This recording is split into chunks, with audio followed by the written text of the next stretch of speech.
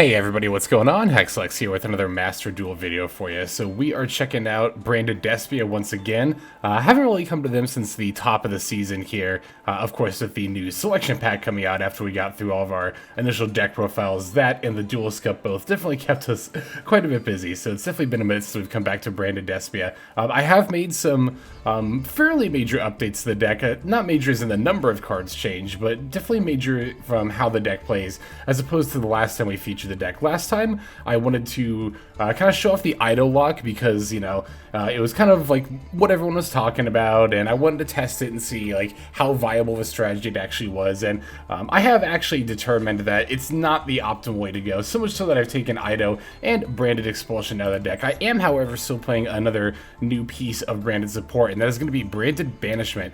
This card is actually definitely better than I gave it credit for upon first review. Being able to bring back a Despia or a level 8 or higher fusion and then do a Super Poly effect is pretty nice. I did underestimate it initially because, you know, we already have Super Poly in the deck. I kind of felt like, well, why do you need this as well? But this, of course, is searchable, and I definitely underestimated that aspect of it. So in hands where you've already got like Branded Fusion, but you still open like the Aluber, this is definitely not a bad backup plan. And, you know, in addition to Branded and Red, of course. So that is still going to be the main thing that we focus on, is Branded and Red here. Going into, of course, the Guardian Chimera. That's going to be our primary follow-up play still. But we do have the option to go into the Banishment as well here. Now, I did actually already talk about these changes a little bit over on Patreon, so I want to talk about that real quick. I do have my Patreon page, if you check out the link below. I do post daily Master Duel content over there, including some exclusive content and previews. I did actually post an exclusive game with this variant of Branded Despia over there a few days ago, actually, a good bit before I'm even recording this video, let alone when this one comes out here on YouTube. So yeah, for just $5 a month, which, you know, is the price of a pack, you'll get a lot more value than a pack full of filler. You'll get some exclusive peeks at content, exclusive games that are only going to be on Patreon, Q&As, and some other perks, and more will be added in the future over there as well. So feel free to check that out if you're interested in supporting the channel. It means a lot, so thank you very, very much to everyone who is checking it out over there. So in any case, yeah, Branded Despia is mostly still going to be playing the same. Like I said, the Branded Banishment being the major change here. I've actually been liking the Branded Lost and Tri-Brigade Mercourier more than I thought I was going to. I initially did try this out in my first build, but then after that I was like, oh, it feels a little more win more. Or it feels a little win more, and a little more win more, you know what I mean. It feels a little win more. I didn't feel like super necessary. That said, the Tri-Brigade Mercourier has actually come up quite a few times and has been fairly helpful. So I think overall it's only 2 slots in the deck, and I think it's worth it to have the option to be able to negate monster effects at a quick effect. It's not necessary at all, but it is nice to have the option for that. Yeah, otherwise, like I said, the build is mostly still the same. I'm still trying the Alba-Lenatus over the Despian, what is it? Not the Quaretits, the big one. The one that takes 3 materials. This one, the Proskinian. I've honestly not ever summoned either, to be honest. Like, this in theory is good against Sword Souls because you can Super Poly away pretty much their entire board, including their Protos, and then summon a light monster as a result. This in theory is much better against Dragon Link because obviously it can be, you know, you can fuse for it against Dragon Link without even having to use Albaz's effect. Like, you could even just set Albaz and then fuse for this if you wanted to. The opponent wouldn't really get a chance to respond to it. That said, I've never summoned either monster, so I guess I'll just keep trying the Alba-Lenatus for now and see how it goes. I've, like I said, I've still yet to summon either monster, so that spot really is up for... You could honestly play neither and just play like a Vert Anaconda too if you really wanted to. There's a lot of... It's a pretty flexible spot. That is definitely the flex spot of this extra deck. Everything else, I would definitely say... Except for maybe the second Masquerade. Maybe the second Masquerade is definitely needed. Which, like, wow, I'm actually looking, just realizing, like, how many Ultra Rares are in this extra deck. It's kind of disgusting, honestly. But, yeah, for the flex spots, like, this one definitely, Alba-Lenatus, could easily be a Despian Proskinian. And then if you only have one Masquerade, the second Masquerade is not super necessary. It's nice. There are times where it does come up, and there are times where 2 Masquerade will just win you the game. But it's not, like, super duper necessary. Everything else in the extra deck is definitely needed, the other 13 cards for sure, though. Even the Quaretits, I guess this is a little bit of a flex spot, but, like, you need some kind of option against Protos, or, like, if your opponent somehow shuts you out of Dark attribute, you gotta have something. The Quaretits as well as the Proskinian are both light, so they can be good for that in that regard. Yeah, I think that's about everything I wanted to talk about as far as this current build goes. So let's just, yeah, let's break it down card by card so we all know what's going on, and then we'll take a look at some games. We're playing 1 Effect Failure, 2 Despain Tragedy, 3 Maxx, 3 Ash Blossom and Joyous Spring, 2 Edge Imp Chain, 1 Fairy Tale Snow, 2 Fallen of Albaz, 3 Aluber the Jester of Despia, 1 Tri-Brigade Mercourier, 1 Ad Libitum of Despia, 1 Nibiru the Primal Being, 2 Polymerization, 1 Foolish Burial, 2 Frightfur Patchwork, 3 Branded Fusion, 1 Branded Lost, 2 Super Polymerization, 2 Called by the Grave, 1 Crossout Desginator, 2 Branded Opening, 2 Branded in Red, 1 Infinite Impermanence, and then 1 Branded Banishment. That's going to round out the main deck there. Extra deck is going to have 1 Starving Venom Fusion Dragon, 1 Predaplant Dragostepelia, 1 Titanklad the Ash Dragon, 2 Albion the Branded Dragon, 1 Despian Quaretits, 2 Masquerade the Blazing Dragon, 2 Mirrorjade the Iceblade Dragon, 2 Lubellion the Searing Dragon, 1 Alba-Lenatus the Abyss Dragon, and then finally 2 Guardian Chimera. And that's going to round out the list there. Now let's go ahead and take a look at some games. Alright, so we've got our first duel here, and I forgot to check what deck we're playing against, because these are going to be Duelist Cup games here. So I think there's going to be the, I don't know about the last, because I do still have some missions to do, but after this video, we should probably just be seeing more ranked ladder games again, as I'm done. I don't know, I might do some day 2 playing, or like second stage, not day 2, some second sstage grinding in the Duelist Cup, but I didn't really do it last time, barely at all, and I don't really have plans to this time either. So anyway, we got our opening hand here, and it's pretty terrible. This is actually one of the few truly dead hands I've opened in this deck. This deck is really consistent, but this is one of the combinations of cards you can open that doesn't like inherently do anything by itself. So I'm going to activate the Branded Lost and set Super Poly, and then I'm just going to pass. I really did think about summoning the Edge Imp Chain. That would make it much easier to proc this Super Poly, and then in turn get the search off of both Chain and the Branded Lost, but I decided to hedge here a little bit, because we do still have plenty of options in the extra deck, even though we're not playing Muddy Mud Dragon. Like, it's not uncommon for an opponent to have 2 Dark Monsters on the field, and it's not like super uncommon for them to have a Fusion Monster and a Dark Monster. It could be the Mirrorjade, could be like, there's a lot of Fusion-based decks out there right now, so I decided to hedge and just see, like, okay, maybe we'll manage to Super Poly 2 of our opponent's monsters, and then I can just discard the Edge Imp Chain, because I really did not want to discard the Ad Libitum. This was a little bit greedy. I probably should have normal summoned the Edge Imp Chain, but we are playing against the mirror match here, so fortunately, this Super Poly is actually going to be super live here. I'm going to throw down the Ash Blossom, of course, against the Branded Fusion, but the opponent's got a Crossout Designator. Going second, it's like, I kind of usually expect that my opponent's going to have either an out to, the Ash on the Branded Fusion, or like some kind of backup play. I think it's pretty idealistic to think that your 1 Ash in the Branded Fusion is going to stop them, especially again on the turn 2, where they get to draw an extra card. Throwing out the Imperm here with the Lubellion is a pretty good sign. It means that the other 3 cards in their hand are probably going to be cards similar to Imperm. It could be Disruption. You would think anyway they're going to be better than Imperm if Imperm does end up being the card that our opponent is discarding. So they're grabbing the Aluber off the Tragedy. So now they do have the targets for my Super Poly. I don't want to flip it up just yet though, because I think I can get my opponent, especially after they add the Despia Theater of the Branded here. I'm pretty sure I can just get them for better than, what I was just planning to do, like Aluber, or not what I was planning to do, but Aluber plus Mirrorjade, what I was thinking about doing in the moment.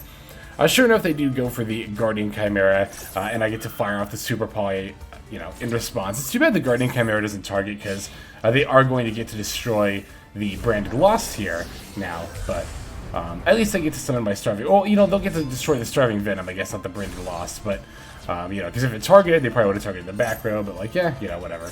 We're also playing Guardian Chimera, so I guess I can't complain too much about how good of a card it is.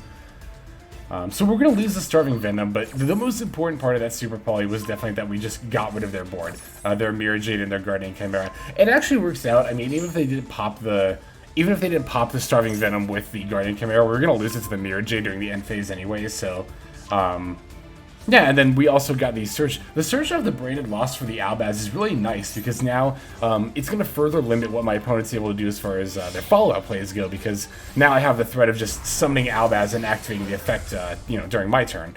Plus, of course, discarding the Edge Imp Chain and getting a Frightfur Patchwork is never that bad either. So yeah, the Branded Lost actually definitely put in a lot of work this game. Opponent is going to get someone back there, Mirrorjade, but for some reason they activate the Mirrorjade effect during the end phase. I mean, I get that it was to set the Branded in red here, but like I don't know. I don't know if I think that was a good play or not. I don't think it was. I think they should have saved the Mirrorjade, especially because I have the Albaz in hand. Like my main plan here is to, well, my main plan was rather I should say, to normal summon Albaz, right, and use the effect. Again, I searched the Albaz. My opponent should know that I have it. Yeah, they get the Branded in red, and they could go for like a second Guardian Chimera potentially here, but I don't know. I think the Mirrorjade was the better setup, especially because they use the Ad Libitum, or they banish it, right? Yeah, they use the Ad Libitum, so even if they go for another Guardian Chimera, they can't get the Mirrorjade back again anyway, so it's like, I top deck Branded Fusion, though, because I'm just the luckiest player in the world, so, like, I don't know, the decision-making matters a little bit less here, but if my opponent had kept the Mirrorjade and I had not top deck Branded Fusion, I would have been in a much worse spot, and I would have definitely had a lot more decisions to make as far as, like, how to proceed. I honestly don't know what I would have done. Well, I would have had to have polyed for Ad Libitum and Edge Imp Chain before I tried to go for the Albaz, I think, is what would have had to have happened. Then I would have had to have Albaz and pitched whatever I drew, whatever. I guess I could have Albaz pitched the Patchwork that I'm searching out the Edge Imp Chain now. I don't know, I do this a lot when I'm watching replays, and I think this is actually something that can be worthwhile doing, is just like going back and being like, okay, I had the out here, but what if I didn't have the out? What was the line from there, because it can help in future games when you find yourself in a similar spot, but you don't have the out. Because there's a lot of times where I have thought that, like, the game is over, I have no chance of winning, but then I suddenly realize I have an out. I don't know, it makes me wonder how often that happens, I feel like it must happen a lot. Because also, similarly, there have been a lot of games where I have, I've not really had an out and my opponent concedes. I talk about it all the time when it happens in games. I point out conceding early. This was not an early concede. I definitely just had far more than lethal on board. Yeah, I talk about early concedes quite a bit, so and it's just something to always think about. In any case, there is that game against the mirror match. Again, we didn't open the best hand, but we were able to still play out of it. I mean, the top decks helped as well, but we were able to play out of it all the same. So that is it for that game. Let's jump straight into the next one. And here we have a game against Runix, the proverbial big bad of the ladder currently. I don't know. I put out my how to counter Runix video a little while ago. I don't know what I think of them as a deck right now. I'm still trying to parse how much of it is like overhyped and how much of it is like the deck's actual strength. I definitely did underestimate it when I initially evaluated it. I will freely admit that. I think that's part of the reason why I'm a bit more hesitant in how I evaluate Runic moving forward, I guess. But anyway, this hand is another one where it's like actually a little bit awkward. If you look at our opening hand here, it's a couple of Ash Blossoms, a Poly, a Fallen of Albaz, and a Frightfur Patchwork. So we're going to use the Patchwork to, of course, grab the Edge Imp Chain and Poly. Gonna make the Lubellion that way. It's, like I said, it's awkward, right? Because, I don't know the Branded Fusion. I didn't get to send the Despain Tragedy, which means I don't get to add the Ad Libitum. I also don't have access to Aluber, which means from this point forward, like, I'm able to do the Lubellion into Mirrorjade like normal, but, like, it's gonna be just about the only thing I'm able to do with this hand. So, yeah, it kind of sucks, but it is what it is. I actually also definitely messed up here. I really should have pitched this Polymerization instead of the Ash Blossom, because I could have potentially, if I had held both Ash Blossoms, what I could have done was I could have normal summoned Ash Blossom, potentially used Mirrorjade's effect to set up a Branded in red. I think, that wouldn't have been the right play, but I think either way, holding an extra Ash Blossom, well, had I known I was playing against Runix, I definitely would have held an extra Ash Blossom, but I think in any scenario, it probably would have been better to hold a second one than just this Polymerization, which I currently have absolutely no plans to use, like, whatsoever. So, like, it's a decision that, like, in the moment, it's like, oh, yeah, 2 Ash Blossom, of course I could just pitch one, but, like, thinking about it in hindsight, it's like, oh, I really should have just pitched that Polymerization, I think. And here's kind of, again, just referencing that video that I made earlier about, like, how to, tech to counter Runix. I kind of included Ash Blossom as, like, a quote-unquote tech, even though everybody runs this card. And this really does illustrate just how good this card is in this matchup. Like, because I think, yeah, the opponent's just going to have to, like, end their turn pretty shortly after that. After I Ash the Hugin, that is. Attacking the Hugin is honestly, in my opinion, one of the best way to counter Runix, if not the best way to counter Runix. This is very often how they get the Runic Fountain so consistently. Well, it's between this and Terraforming and Runic Tip, of course, but the Hugin is especially important to counter because it requires a discard as a cost. Our opponent had to toss out this Rivalry of the Warlords, which actually would have been very, very good in this matchup against me. So I don't remember actually what this other face down card is. I can't imagine there's a lot of cards you would discard. I don't know. I think in this matchup in particular, Rivalry is so good. I really don't know why you would throw it out, especially on this board state where I've got a Mirrorjade. Like, I don't play any other worms, so maybe my opponent truly didn't. I mean, honestly, I would have pitched this Spirit Monster first against Branded Despia, and then kept the Rivalry. So I do think that was a slight misplay on my opponent's part. So, like, that's the other thing too. I when it comes to stun decks and like, but especially Runic, I see people say that it's a brain dead deck. I mean, other stun decks, like, I don't know, stun decks in general, you can make an argument for, like, how much thought it requires. I don't know if that's necessarily something you can quantify. But there are definitely decision trees in stun decks, and this was definitely one for my opponent. It might have looked like much of a decision, but it was one that I think really mattered. So, yeah, the opponent also tried to summon the Spirit Monster to prevent me from getting the Mirrorjade effect, but no, unfortunately, it does not work like that. God, I think because they were the turn player, maybe?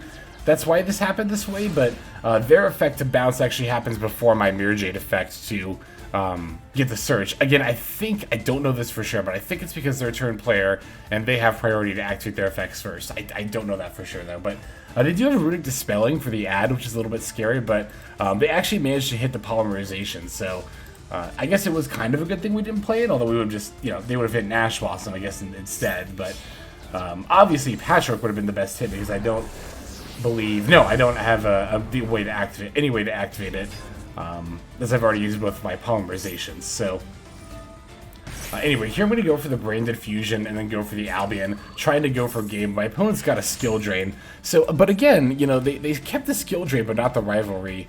I don't think skill drain is a bad keep against Branded Despia, but like, Rivalry had to have been better than one of these other. Well, had to have been better than the Spirit Monster. We know that for sure. So again, I really do think my opponent messed up here. And again, you might be saying, like, oh, Runic's, you know, any stun deck is like there's no decision required. You just set the floodgate and pass. But like, no, Runic in particular, with the amount of disruption their quick play spells have, I would argue there's definitely quite a bit of decision making involved when you're playing a Runic deck. But anyway, yeah, my opponent's got the skill drain. Is actually not enough to keep them from getting lethal here because of Fairy Tail Snow. This is one of many reasons why I like Fairy Tail Snow so much. Like, the disruption effect of flipping something face down is nice, but like, this is actually the main reason why I like having Fairy Tail Snow as my light monster right here. It's not just this game, but there have been so many games where I lethal because I have the extra damage from Fairy Tail Snow. And again, of course, in addition to being a good disruption card, Fairy Tail Snow also extremely good for that too. So, I mean, there are other light monsters you could play, but I definitely do recommend Fairy Tail Snow as my go-to. It's my go-to light monster anyway for the Albion there. So, yeah, that does it for that game. We defeated Runic pretty easily there. I also like that game to show that, like you don't necessarily need tech cards like Eradicator or, you know, like all these like super specific tech cards, because like as long as you have the first turn, like you already have such a strong advantage against stun decks like Runic. It's really easy to remember all the games where you lose the coin flip and go second and they just immediately flip up their floodgates and you can't do anything, but like games like this play out very frequently as well. So it's just important to be mindful of that, just so that we're not like, you know, mentally defeating or like mentally conceding as soon as we face against a Runic. What I mean by that is like, you know, you play against Runics and it's like, oh my god, Runic, I've practically already lost. And it's like, no, you haven't lost just because of the deck you're playing against. Like, definitely fight the match. It's I don't know. It's a subject I think a lot about, that idea of mentally conceding. I feel like some people do it a little more often than they should. But in any case, that's all I've got for this game, not this video. I just tried to end the video there. No, we still have 2 more games. Let's go ahead and jump into the next one. Okay, so yeah, we got our next duel against, I forgot to check the opponent again. Well, again, these should be about the last of these, what do you call them? Duelist Cup games, so that shouldn't be a factor moving forward. Taking the second turn this time, and we open quite a second turn hand. Well, quite a hand in general. Okay, we're playing against Blackwings. I actually remember this game. Yeah, so we open up with a very interesting hand. You know, the Maxx and the Ash Blossom, we obviously love to see these going second. The double Callby and Crossout is rather interesting. I guess if we top deck like Branded Opening or Aluber, then we're just in business, but, you know, we're going to have to top something. So our opponent starts with the Blackwing Simone, the Poison Wind. This effect to activate the Black Whirlwind from deck is actually not one that you can Ash Blossom, because Ash Blossom can only negate the following types of effects: adding cards, special summoning, or sending cards from the deck. But activating spell and trap cards from the deck is not one that Ash can hit. So the Blackwing Simone is going to resolve there. Although when my opponent does the draw or the search off of the Black Whirlwind, I will Ash Blossom that. I will definitely Ash Blossom that. I definitely don't want them to well, basically, I don't want them to have any plays beyond what's in their hand. That's like one of the main reasons I Ash Blossomed that in that moment. There might have been, like, had I known the full combo my opponent was going for, sure, there probably was a better time to Ash Blossom, but when you're in an unfamiliar matchup, or you just don't know when to Ash in general, my rule of thumb is, like, try to leave them without hands, or without cards they've searched for. Like, try to leave them with the worst hand possible. And the cards that my opponent, opened with are going to be worse than any card they could search for. Obviously, any card they want to search for is one that's going to be very good in this specific scenario. So, my opponent does still have plays beyond that. I'm actually going to fire off the Maxx as soon as the... I meant to pause it there and talk about this. Oh, pause it, sorry. I meant to... As soon as the Raider's Wing got normal summoned, you might have noticed that's when I fired off the Maxx. Because at that point, it's pretty obvious that, one, by normal summoning the Raider's Wing, my opponent clearly tends to go for more plays. I know that they've got the Wise Strix in the extra deck. Like, I know every Raid Raptors and or Blackwing deck runs this card, so I know they have the materials for it. So just being mindful of when to Maxx. Again, even if you're unfamiliar with the matchup, like, in general, if your opponent's got 2 effect monsters on board, and you know they play at least some amount of Link monsters, like, you should just fire off the Maxx. So yeah, we're going to get a lot of draws off of C this game. Actually, my opponent decides to play into the Maxx challenge, which I personally tend to think is rarely and honestly almost never worth it on turn 1 in particular. Turn 2 and beyond, you can make an argument that, like, oh, you can, try to push for lethal before they draw the Nibiru. Like, yeah, you can make an argument for that, and I've even done that quite a bit. So, like, I don't even think that's a bad play or anything. On turn 1, it's going to be a much harder sell for me to want to play this much into Maxx. Honestly, on turn 1, it's my goal to give my opponent as few draws as possible off of Maxx. It's also going to be contingent on, like, what I can do. In Branded Despia, actually, if it's actually not that hard to play around Maxx. If they Maxx in response to the Brain Diffusion, you get the Lubellion and they draw a card, and you get the Mirrorjade and they draw. But that's kind of it. That's like all the special you really have to do on your turn, and you're only giving them 2 draws. Like, yeah, you give them a +1, but like, giving them a +1 just to be able to continue your turn, I think that's fine. But in scenarios like this, where like you're playing a deck that has to summon this much in order to make your plays like at all, I do not at all think it's worth playing into Maxx. Like, yeah, you're not going to end with a board at all, but like, look at the alternative here. You end with your board and then also give me... God, how many cards do I even have in hand right now? 16? No, not 16. Jesus. Well, I think it is 16, actually. Wait, 1, 2, 3, 4, 5, 6, 7, 8, 9, 10, 11, 12, 13, 14, 15. Yeah, oh, well, it's obviously minus the 2, minus the Ash and the Maxx. But yeah, no, it actually was that many. So I have... After I draw for turn 16, actually, 16 cards in hand to work with. So it's like, yeah, my opponent got their Ultimate Falcon out, but, like, at what cost, I can do whatever I want at this point. I'm actually going to start by going for the Starving Venom. It's going to give me enough power to beat over this Ultimate Falcon easily, and I can even, I think this works. Well, no, because it's unaffected. Actually, does that work? Hang on, let me see Starving Venom real quick. I'm trying to figure out if I can actually copy that effect. I don't see a reason why I can't, actually. Because I can still target. The effect isn't affecting the monster, it's affecting Star Venom. So yeah, I think in addition to making Star Venom like much bigger than the Raid Raptor's Ultimate Falcon, I think I could have even made it unaffected too. And like, I've already answered their board, and all I did was activate 1 card. I activated Super Polymerization. So I still had all these other cards. I'm gesturing with my hand like you can see me. All these other cards that you can, or that I could easily handle my opponent's board with. So yeah, I mean, taking the Maxx challenge, like on turn 1, if you're going to be summoning that much, I don't advise it. Do not advise it. So I've got one more quick game to show you. Let's just go straight into it. Alright, this last duel is going to be against Labyrinth, if I recall correctly. I think I do actually remember this one because it was relatively recent. And we're going to be taking the second turn once again. opening, I mean, we opened Nibiru. Like, I can't really be disappointed about any going second hand that has, like, some... Yeah, okay, this is against Labyrinth. I can't be disappointed against, about going second when, you know, I've got some amount of disruption in my hand, but, you know, going against Labyrinth, obviously the Nibiru is not going to do anything at all. So, during my draw phase, the opponent throws out the Welcome Labyrinth. I'll Maxx C in response, you know, of course. My hand here actually is not looking good at all at this point. I'm going to have to really hope this Maxx C draws me something good. And it does, it draws me Aluber. And then my opponent flips up good old Eradicator Epidemic Virus. So this is, I want to show this game because this is actually the one matchup, or the one deck rather, where like you could argue running Eradicator Epidemic Virus is Labyrinth. I failed to talk about that in my How to Counter Runics video. That when I talked about Eradicator Epidemic Virus, I mostly talk about its application in Branded Despia, which is where I've seen it mostly used. Someone in the comments did mention, I did consider this, you know, as well, that, like, okay, Labyrinth actually, you could make an argument that the virus is not awful in Labyrinth. That said, the virus, like, I still think it's really only good against, like, Runic and, like, maybe other stun decks. But here's the thing. When you're playing it like my opponent is here and just, like, blind calling it, like, on the draw, I don't think this was right at all. Like, I think my opponent could have easily waited until I activated a quote-unquote Runic card if I was actually playing the deck before they flip this up and call it spells.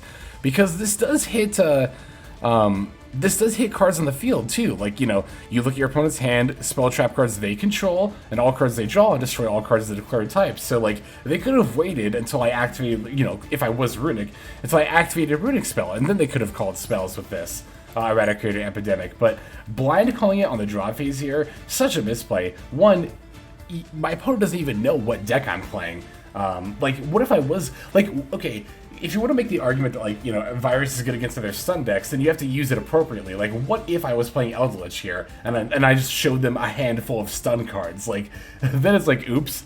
But, like, here, it's still an oops, because my opponent calls spells, and it's like, I very awkwardly have a handful of monsters. I'm also very awkwardly playing a deck that's not even hurt by the Eradicator Epidemic, because all my spells that I need, I search them. I don't even have to draw them. So it's like, I don't know. This is one of the main points I was making in that video, is that the Eradicator Epidemic, among some of those other cards I talked about, is like such a narrow and specific answer that, I don't know, it doesn't seem worth it to me to run it, honestly. I mean, if you want to run it, like, you know, obviously, go ahead. That's definitely your prerogative. And again, I think in Labyrinth, you can make an argument that it's better in Labyrinth than in other decks, for sure. I would definitely agree with that. Just again, I want to show this game as a cautionary tale, though. Just make sure that if you're gonna run cards like these, that we're running them at, like, that we're at least activating them at a good time, and not just, like, blindly trying to flail or as many answers at our fears of Runic. Not even Runic, because I wasn't playing Runic. Our opponent blindly threw their fears at Runic at me, and it did absolutely nothing to me, because I wasn't playing Runic, so... again, just wanted to, I guess, like, throw that out there and make that point.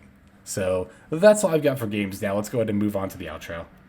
Alright, everybody, I want to thank you all for watching all the way to the very end like this. That means a lot to me, not just personally, but it's also a great way to support the channel. Other ways to support the channel, if you're interested, of course, are commenting and subscribing. Comments, as always, as ever, let me know what you think of the build and the gameplay. Always looking for good feedback, constructive criticism, which I get a lot of here, so definitely appreciate when I see that in the comments there. And then subscribing, that's going to let you know when my videos drop. You'll get notifications of that. That does happen every day, so when you subscribe here on YouTube, you do get daily Master Duel content. And once again, you can also check out my Patreon linked below for some additional daily Master Duel content, as well as helping to support the channel here, which means a lot. Like, it very much does help. So, yeah, that's about all the time that I've got for today, though. So without further ado, this is Hexlex. I'm signing out, and I hope you have a fantastic day.